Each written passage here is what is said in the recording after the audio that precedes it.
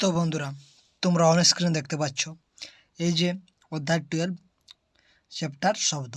তো এখান থেকে আপনাদের কিন্তু প্রশ্ন আরআরবির যে কোনো এক্সাম তোমরা দেখে নাও, সেখানে পাবেই। এবং এটা এনসিইআরটির বইয়ের একটা চ্যাপ্টার, তা বুঝতে পারছো এখানে আমরা ডিটেলস আলোচনা করছি।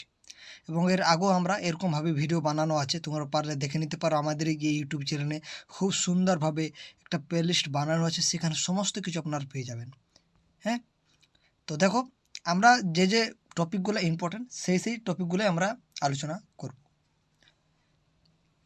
তো দেখো, এখানে তোমরা দেখতে পাচ্ছ শব্দ হচ্ছে এক প্রকার শক্তি, যা আমাদের কানে শোনার অনুভূতি সৃষ্টি করে। এটা তোমরা সকলেই জানো।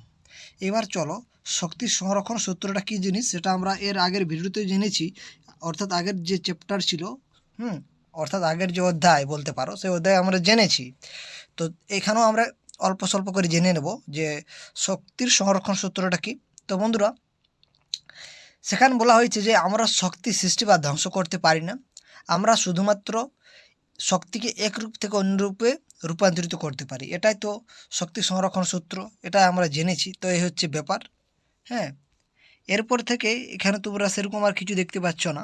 তোমরা এখানে দেখতে পাচ্ছ কম্পমান সুর শলাকার বহু ঝুলন্ত টেবিল টেনিস বলকে স্পর্শ করছে। তোমরা দেখতে পাচ্ছ অন স্ক্রিন। তো এগুলো বেশি ইম্পর্টেন্ট নয়, আমাদের যেগুলো ইম্পর্টেন্ট সেগুলো আমাদেরকে বেশি ফোকাস করতে হবে, তা আমরা এগুলো স্কিপ করে দিচ্ছি। বুঝতে পারছ? তো দেখো, এবার শব্দের বিস্তারটা দেখব।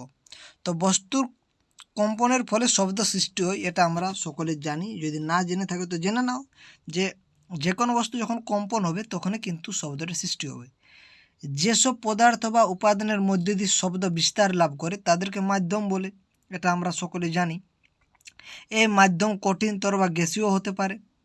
হ্যাঁ, তো এই হচ্ছে ব্যাপার। আমরা এখান থেকে আর বেশি কিছু আর ডিটেলসে যাচ্ছি না। তোমরা কি আর বলবো, তোমরা যদি আরও কিছু জানতে চাও তো তোমরা দেখো, এখানে ভিডিওটা থামিয়ে তোমরা দেখে নিতে পারো। তো আমরা আর বেশি কিছু যাচ্ছি না, আমরা যেগুলো মেন টপিক সেগুলো আমরা আলোচনা করবো। তোমরা একটা পরীক্ষা দেখতে পাচ্ছ, ওখানে শব্দ কি কোনো আলোক বিন্দুতে নাচতে পারে, এটা একটা পরীক্ষা করে দেখেছে।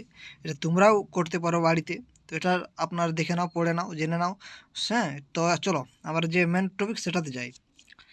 তো দেখো, তরঙ্গ তরঙ্গ হলো তরঙ্গ হলো আন্দোলন বা মাধ্যমের পার্শ্ববর্তী কণাগুলিকে কম্পিত করে বিস্তার লাভ করে।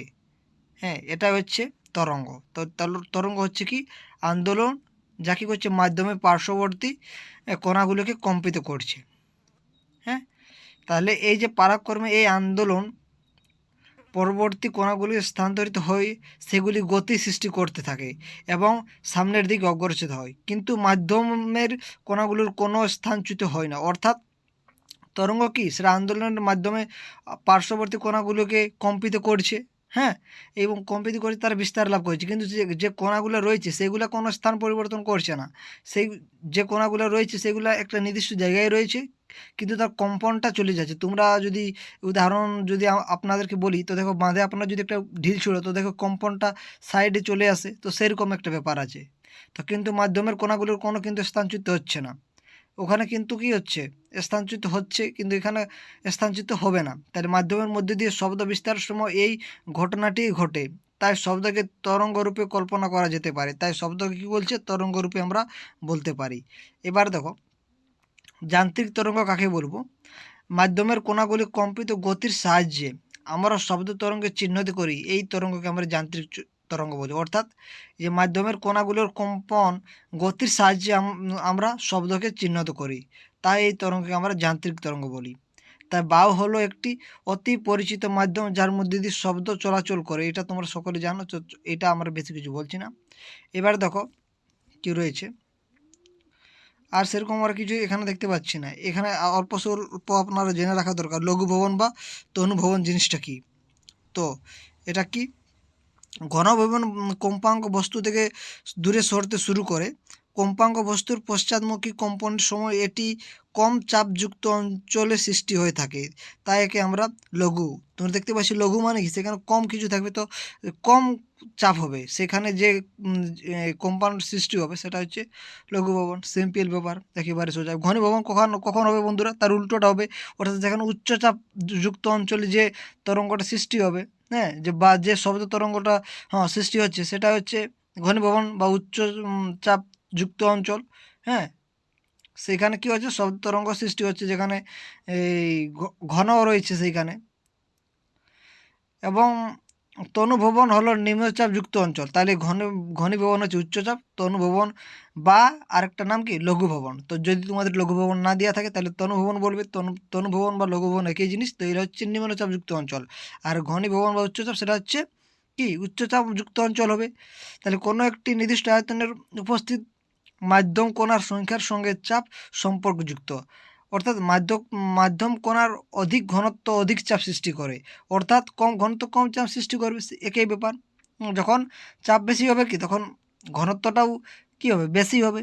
অর্থাৎ ঘনত্ব যখন বেশি হবে, চাপটা তখন কী হবে, বেশি থাকবে। ঘনত্ব যদি কম থাকে তাহলে চাপটা কী হবে, কম থাকবে।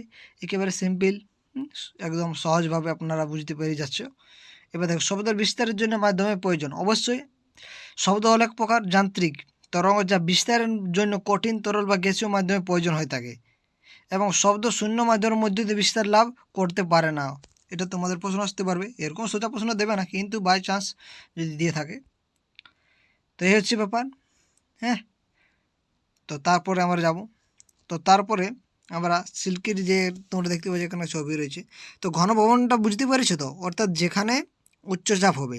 ও সিল্কের যে অঞ্চলের দেখতে পাচ্ছ তোমরা পাত গুলো পরস্পরের কাছাকাছি আছে, সেখানে কী সৃষ্টি হবে, ঘনীভবন সৃষ্টি হবে। এবং যে অঞ্চলে পাকগুলো পরস্পর থেকে দূরে দূরে সরে যাচ্ছে তাকে তনুভবন বা লঘুভবন সৃষ্টি হবে।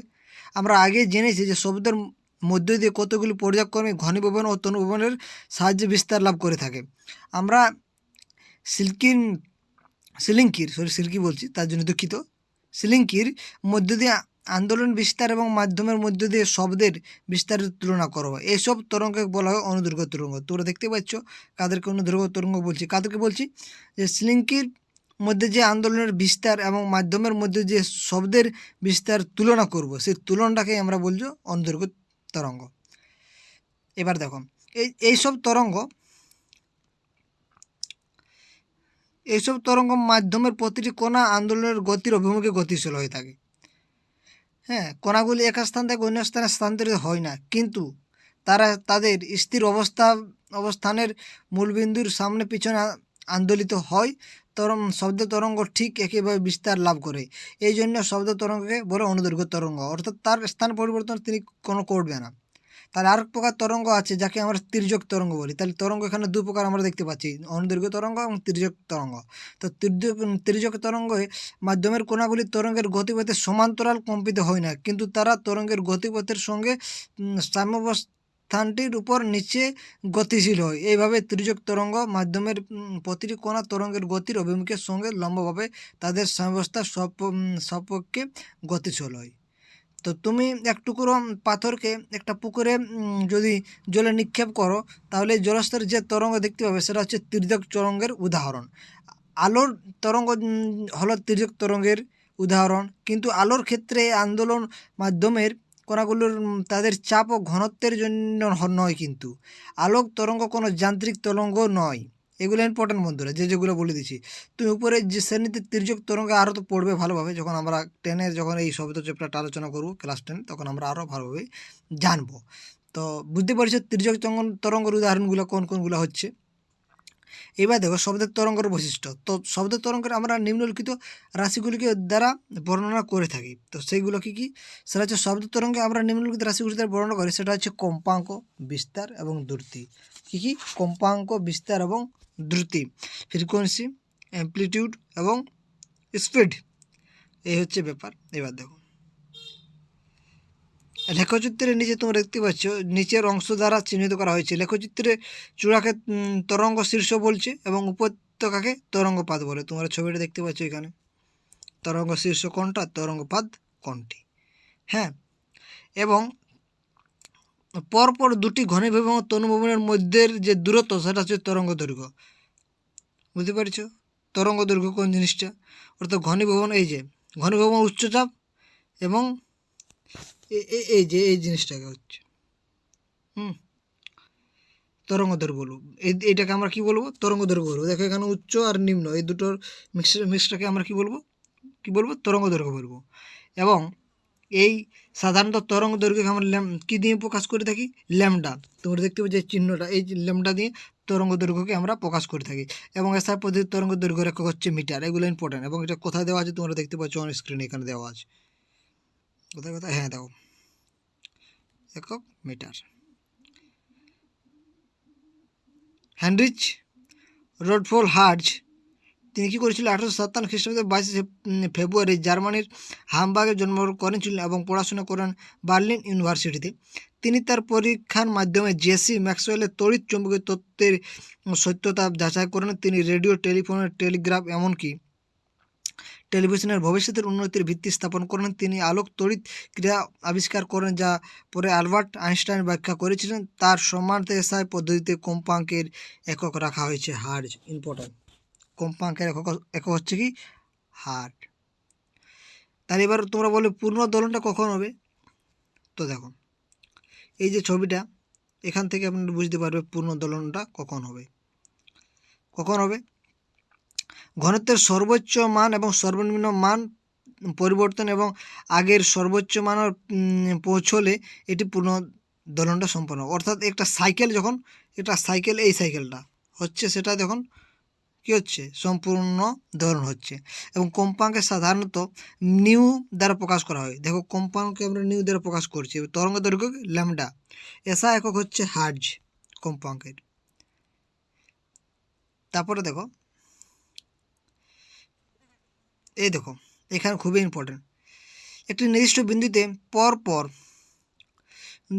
দুটি ঘনীভবন তনুভবন অতিক্রম করলে যে সময় প্রয়োজন হয় তাকে তরঙ্গের পর্যায়কাল বলে। অন্যভাবে যদি বলি, একটি দোলন সম্পন্ন করতে যে সময় লাগে তাকে তরঙ্গ দৈর্ঘ্যের পর্যায়কাল বা দোলনকাল বলা হয়ে থাকে। একে টি দ্বারা প্রকাশ করা হয়ে থাকে। এসআই একক হচ্ছে সেকেন্ড। তাহলে কম্পাঙ্ক পর্যায়কালের মধ্যে যে সম্পর্কটা সেটা হচ্ছে এটা। হ্যাঁ, তীক্ষ্ণতা হলো শব্দের এমন একটি বৈশিষ্ট্য। হ্যাঁ, তারপর দেখো নিঃসৃত শব্দের কম্পাঙ্কে আমাদের মস্তিষ্ক কীভাবে ব্যাখ্যা করে? তো ব্যাখ্যা করে তা হচ্ছে শব্দের তীক্ষ্ণতার উপরেই আমরা ব্যাখ্যা করতে থাকি। শব্দ উৎসের কম্পন যত বেশি হবে, শব্দের কম্পাঙ্ক তত বেশি হবে, তার তীক্ষ্ণতা তত বেশি হবে। অর্থাৎ যদি শব্দের উৎসটা যদি কম্পন যত বেশি হবে, যদি কম্পনটা যত হবে, তাহলে শব্দের কম্পাঙ্কও তত বেশি হবে এবং তার তীক্ষ্ণতাও তত বেশি হবে। এমনভাবে একটি বেশি তীক্ষ্ণতার শব্দের অর্থ হলো বেশি সংখ্যক ঘনীভবন এবং তনুভবনের কোনো একটি নির্দিষ্ট বিন্দুতে প্রতি সেকেন্ডে অতিক্রম করা, এই জিনিসটাই। বিভিন্ন আকার, এটা ইম্পর্টেন্ট নয়। সাম্য মান থেকে দুই পাশের মধ্যে আন্দোলনের সর্বোচ্চ মানকে আমরা তরঙ্গের বিস্তার বলে থাকি। এরপর আমাদের সেরকম কিছু আর পড়েছি। শব্দ কত জোরাল বা কত ক্ষীণ শোনাবে তা নির্ভর করছে মূলত শব্দের বিস্তারের উপরেই। তাহলে কত জোরে শোনাবে বা তা নির্ভর করছে শব্দের বিস্তারের উপরেই। এই ছিল ইম্পর্টেন্ট। আরও চলো কিছু বলে দিই। গুণ বা জাতি শব্দের গুণ বা জাতি হলো শব্দের সেই ধর্ম যার সাহায্যে একটি তীক্ষ্ণতা এবং একই প্রাবল্য মাত্রা দুটি শব্দকে পরস্পর থেকে পৃথক করে যায়। যে শব্দ যত বেশি শ্রুতিমধুর সেই শব্দ তত বেশি কী হবে? গুণ বা জাতির বলা হয়। তাহলে যে শব্দ যত বেশি শ্রুতিমধুর সেই শব্দকে তত বেশি গুণ বা জাতির বলা হয়ে থাকে। একটি মাত্র কম্পাঙ্কযুক্ত শব্দকে আমরা সুর বলবো। তোমাদের প্রশ্ন এসেছিল, তাই আপনাদেরকে এটা ইম্পর্টেন্ট করে রাখতে পারো। তোমাদের কম্পাঙ্কযুক্ত একটিমাত্র কম্পাঙ্কযুক্তকে কী বলবো? সুর বলবো। এবং যদি কোনো শব্দের একাধিক কম্পাঙ্কযুক্ত শব্দের মিশ্রণ তৈরি হয়ে থাকে সেটাকে আমরা স্বর বলবো। তা শুনতে মধুর হয়ে থাকে, স্বরটা কিন্তু শুনতে মধুর হয়ে থাকে। সুর বর্জিত শব্দ আমাদের কানের জন্য শ্রুতিমধুর নয়, কিন্তু সঙ্গীতের শব্দ শুনতে শ্রুতিমধুর হয় এবং এর গুণ ও জাতির উচ্চমানের হয়ে থাকে। এবার শব্দের বিস্তারের সময় ঘনীভবন এবং তনুভবনের কোনো একটি বিন্দুতে একক সময় যে দূরত্ব অতিক্রম করবে সেটা হচ্ছে শব্দের দ্রুতি। এবং আমরা জানি এই যে সূত্রটা, এটা ইম্পর্টেন্ট, এটা মনে রাখবে। তাহলে অর্থাৎ আমরা দ্রুতি সমান কী পেলাম? তরঙ্গ দৈর্ঘ্য ইন্টু কম্পাঙ্ক। তো এই হচ্ছে ব্যাপার। আর কি আপনাদেরকে বলে দিই, চলো এখানে বলে দিই। একক ক্ষেত্রফলের মধ্যে দিয়ে 1 সেকেন্ডের সময়ে যে পরিমাণ শব্দ শক্তি অতিক্রম করে তাকে শব্দের প্রাবল্য বলা হয়। আমরা কখনো প্রাবল্য মাত্রা এবং প্রাবল্যকে এক অর্থে ব্যবহার করি না। প্রাবল্য মাত্রা হলো আমাদের কানে কোনো শব্দের কীভাবে প্রতিক্রিয়া ব্যক্ত করে, সেটা হচ্ছে প্রাবল্য মাত্রা। কিন্তু প্রাবল্যটা সম্পূর্ণ আলাদা। সেটা কি? একক ক্ষেত্রফলের মধ্যে দিয়ে 1 সেকেন্ডের সময় যে পরিমাণ শব্দ শক্তি অতিক্রম করে তাকে আমরা শব্দের প্রাবল্য বলি। তো আজকে এই অবধি। তোমাদের কেমন লাগলো ভিডিওটা অবশ্যই কমেন্ট করে জানাতে পারো। তো বন্ধুরা, ভিডিওটা শেষ পর্যন্ত দেখার জন্য অসংখ্য ধন্যবাদ।